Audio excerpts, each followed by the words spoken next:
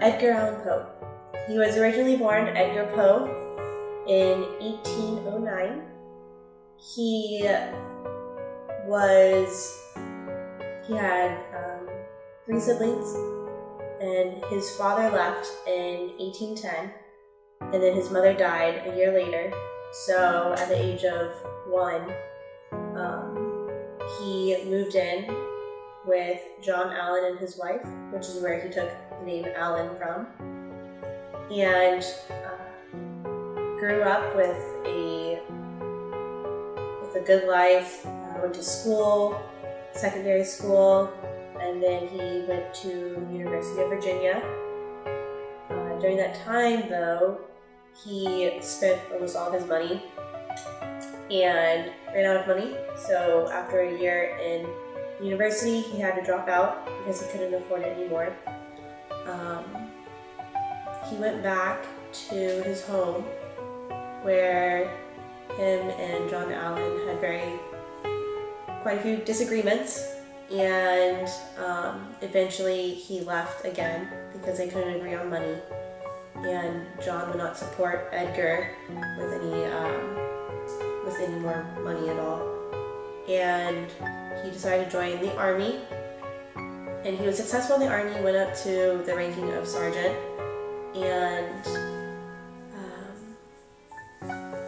during that time was writing short stories for his fellow military men,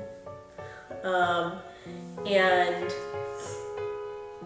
that kind of just gave them hope and just entertainment through their service. And then he left the army.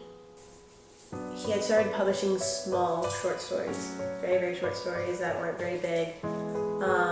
He did publish a journal, but he got no money for it. Publisher wouldn't pay him.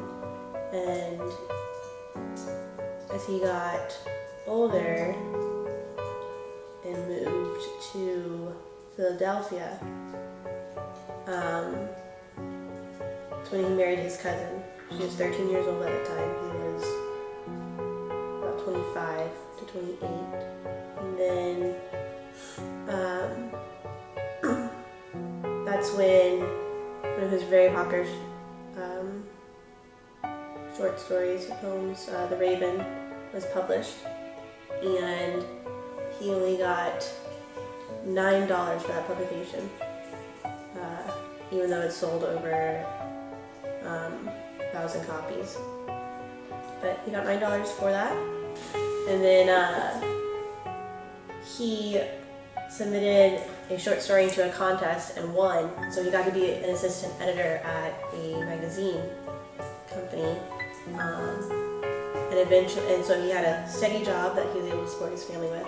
And then he decided to make his own journal, and so he left. Didn't work out for him quite well.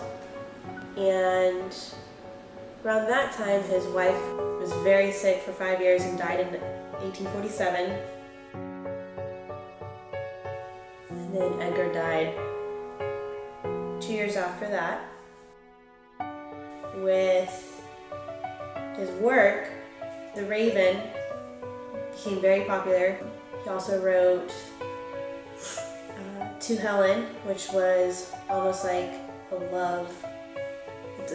romantic poem, and it was more like love letters back and forth, and he just took parts of that to make a poem. And he also wrote The Visionary, which was a collection of short stories, which within those short stories was To One in Paradise, which was untitled at the time. That was printed in 1833. And later on, when he published To One in Paradise in the Saturday Museum, he took out the last stanza and changed the last line of the poem to make it its own work.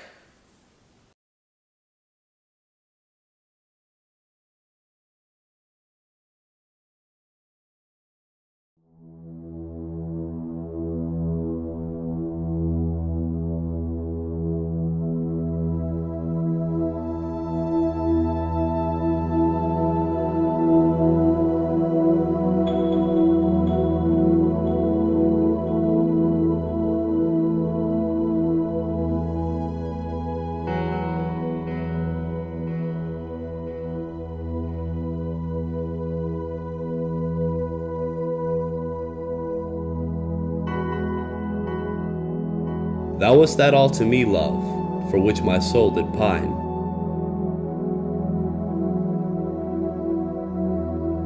A green isle in the sea, love, a fountain and a shrine,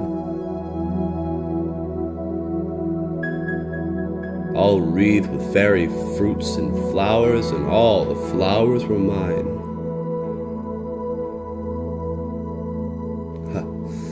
Dream too bright to last. Ah, starry hope that didst arise, but to be overcast. A voice from out the future cries, on, but o'er the past. Dim gulf my spirit hovering lies, mute, motionless, aghast. For alas, alas, with me the light of life is o'er. No more, no more, no more. Such language holds the solemn sea to the sands upon the shore.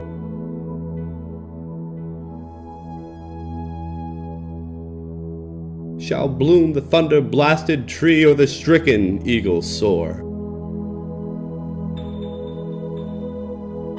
And all my days are trances, and all my nightly dreams are where thy grey eye glances, and where thy footstep gleams. In what ethereal dances, by what eternal streams.